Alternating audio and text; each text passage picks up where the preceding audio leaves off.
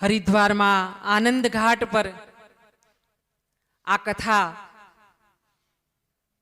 વિરામ પામી ત્યાં, અને પછી શૌનક આદિ ઋષિઓએ સૂતજીને પૂછ્યું છે કે પ્રભુ, આ ભાગવતજી જે છે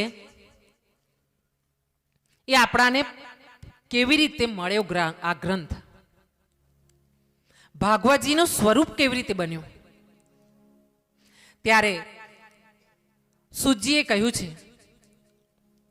કે જે ભાગવતજી છે એ સ્વયં શ્રી કૃષ્ણ ભગવાનનું શબ્દ દેહ સ્વરૂપ છે. જ્યારે પ્રભુએ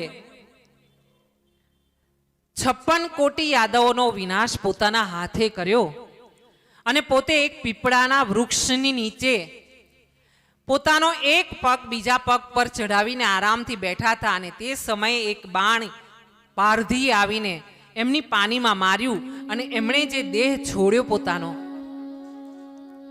તે વખતે ઉદ્ધવજી એમની સાથે હતા. અને ઉદ્ધવજીએ કહ્યું કે પ્રભુ, તમે તમારો દેહ છોડીને જો ગૌલોકમાં જતા રહેશો પ્રભુ, તો હવે સામે તો હળાહળ કળિયુગ આવી રહ્યો છે, અને આ હળાહળ કળિયુગમાં જો તમારી સામે રહેવા છતાં જો આ રીતે પાપ અને કળી જોર કરતા હોય તો તમારા ગયા પછી તમારા ભક્તોનું શું થશે? જે સજ્જન છે, જે ધર્મપ્રેમી છે, એમનું શું થશે? તમે એવો કોઈ રસ્તો પ્રભુ, એવી કોઈ દયા કરો પ્રભુ કે તમારા ગયા પછી પણ જે ભક્તો છે એમનું ભલું થાય. અને એવા સમયે પ્રભુએ જ્યારે પોતાનો દેહ છોડ્યો છે, એક જ્યોતિ એવી પ્રકાશમાન થઈ છે, અવકાશમાં ગઈ છે, અને પછી આવીને એક ગ્રંથમાં સમાઈ ગઈ છે, અને એ ગ્રંથ એટલે આ ભાગવતજી ભગવાન છે. બોલીએ ભાગવતજી ભગવાન કી, કૃષ્ણ કનૈયા લાલ કી, अपने अपने मात पिता की. અને એ જ્યોતિ આ ભાગવતજીમાં સચવાઈ છે, બિરાજમાન થઈ છે, વિલીન થઈ છે, અને એટલે સ્વયં ભગવાન કૃષ્ણ આપણી સામે બેઠા છે એવું આપણે માનવું જોઈએ. આ વાત ચાલી રહી છે ત્યાં ફરીથી શૌનક આદિ ઋષિઓએ એક પ્રશ્ન કર્યો છે કે પ્રભુ, અમને આ કથામાં હજુ પણ રસ પડે છે. ભાગવતજીની કથા અમે જે સાંભળી, એવી કથા ક્યાંક પહેલા પણ આવું ઉદાહરણ છે કે કોઈએ કથા સાંભળી હોય અને એનું ભલું થયું હોય? તો મને કહો. અમને હજુ પણ આ કથા પીવાનો, આ કથા રસ પીવાનો બહુ જ આનંદ વધી રહ્યો છે, ઉત્કૃષ્ટતા થઈ રહી છે, જિજ્ઞાસા થઈ રહી છે, મન લલચાઈ રહ્યું છે. અને એવા સમયે સૂતજી મહારાજે કીધું છે કે તમે જે ઋષિઓ અહીંયા બિરાજમાન થયા છો, શૌનક આદિ ઋષિઓ, તમે ધન્ય છો કે તમને ભગવાન કૃષ્ણની આ કથામાં રસ પડ્યો છે. અને સતયુગ, ત્રેતા, દ્વાપર કે કળિયુગ, કોઈ પણ યુગ હોય, સૌથી ઉત્તમ ગ્રંથ હંમેશા ભાગવત છે. આવું સૂતજીએ બધા ઋષિ મુનિઓને સમજાવ્યું છે. બધા જ વેદોનો સાર જે છે, વેદોમાં જે લખાયેલું છે 4 વેદમાં, એ જ વેદોનો સાર કરીને આ ભાગવતજીમાં આપવામાં આવ્યું છે આપણાને સમજાવવા માટે. તમે રામાયણ વાંચો તો તમને ખબર પડી જશે કે મોટા ભાઈએ શું કરવું જોઈએ ને નાના ભાઈએ શું કરવું જોઈએ. હા, રાજાએ કેમ રહેવું જોઈએ, પ્રજાને કેમ રાખવી જોઈએ. અને તમે જો ભાગવત લેશો ને તો ભાગવતમાં હું જે સમજીશું તેમાં મને એટલું સમજણ આવ્યું છે, માણસ થઈને કેવી રીતે જીવાય. જો તમારે માણસ થઈને જીવવું હોય ને, જાનવર થઈને તો જીવવાની કોઈ, એ તો બધા જીવે જ છે. 2 પગાળા જાનવર, પૂછ વગરના, એ તો બધા બહુ જીવે છે. પણ માણસ થઈને ખરેખર સાચા અર્થમાં માનવી બનવું હોય તો ભાગવતજીને વાંચવી, એને સમજવી અને એની વાતો પરથી જીવનને ચિત્ર બનાવવું, પોતાના જીવનનું રૂપરેખા. તો આ બાજુ વાત કરવામાં આવી છે કે તમે ભાગવતજી બીજી રીતે પણ પાપીઓનો ઉદ્ધાર કરે છે, તો અમને કોઈ એવી કથા સંભળાવો ને કે અમારો હજુ ઉદ્ધાર થાય, અમને હજુ પણ મજા આવે, અમને આનંદ આવે, અતિ આનંદ થાય. આનંદના પ્રકાર છે: આનંદ, પરમાનંદ, અહર્નિશ આનંદ, સચ્ચિદાનંદ. આનંદ, પરમાનંદ, અહર્નિશ આનંદ, સચ્ચિદાનંદ. આનંદ એટલે કેવો કે ભાઈ આપણાને હરિદ્વારમાં આયા ને સારી રૂમ મળી ગઈ ને ગાટલા બટલા બરાબર, આનંદ.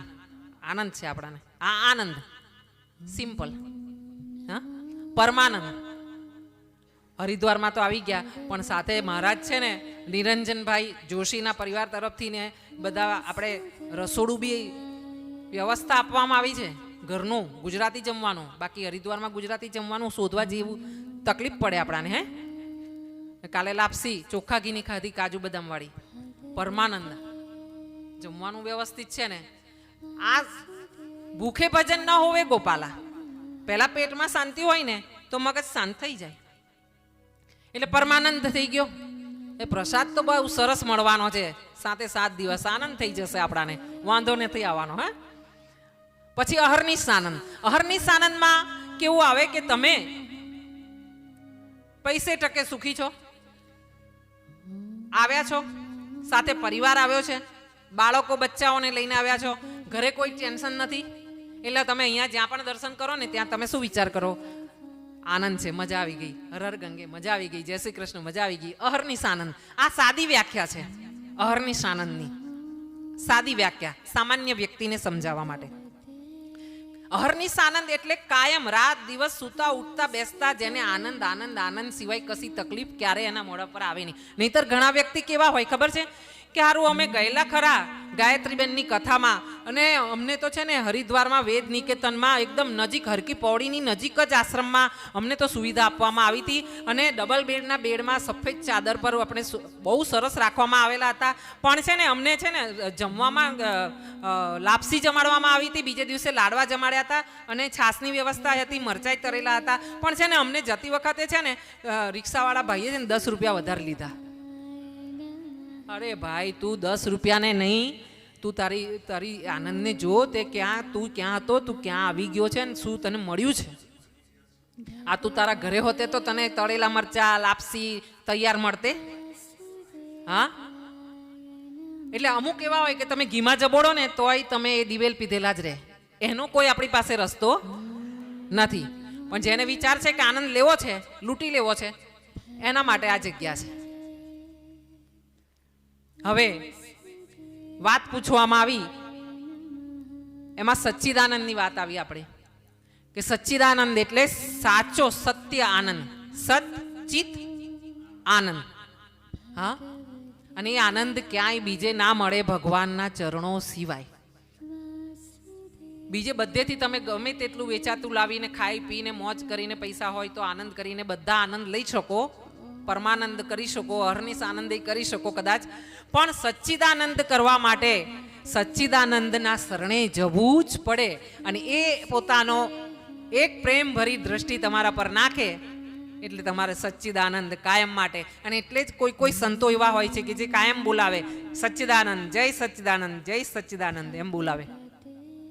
કારણ કે આપણે જે બોલીએ છીએ ને એમાંથી 24 કલાકમાંથી કોઈ મુહૂર્ત એવું હોય કે જેમાં માં સરસ્વતી આપણી જીહવા પર બિરાજમાન થાય ને તથાસ્તુ થઈ જાય કામ. હા, એટલે ભક્તિ કરવા જાઓ, સત્સંગમાં જાઓ, ક્યાંક કોઈને મળવા જાઓ ને હસતા જાઓ. 100 ગ્રામ હાસ્ય તો રાખો જ. હું તો 500 ગ્રામ રાખું મારી પાસે, પણ તમે લોકો નથી હસતા ને તો મને એમ થાય કે 100 ગ્રામ હાસ્ય તો રાખવું જ જોઈએ. ક્યાં? સત્સંગમાં 100 ગ્રામ હસતા રહેવાનું. એમાં આપણે ક્યાં વેચાતું લેવા જવું છે? એટલે હસતા રહેવાનું. અને હસતા આવો ને તમે એટલે પછી ભગવાનની સામે તમે બેઠા હોય, હવે જો બહેનો બે આ તૈયાર થઈ છે, સરસ ચૂડી લાલ પહેરી છે અને એ મસ્ત લાલ સાડીઓ પહેરી છે બહેનોએ, અને ચાંદલા બાંડલા કરીને તૈયાર બેઠા છે હસતા મોડે, એટલે મારો વાલો જોવે ને, લાલો, એટલે પછી લાલો શું કે, જેમ આવી છે ને હસતી તૈયાર થઈને એવી જ રહેજે, એવું જ જીવજે, આવો આશીર્વાદ એ આપે. હા, એટલે જેને જેવા આશીર્વાદ લેવા હોય ને, જેવું જીવન કરવું હોય ને, એવું અહીંયા આવવાનું, હૃદયમાં એવી ભાવનાઓ રાખવાની બીજા માટે.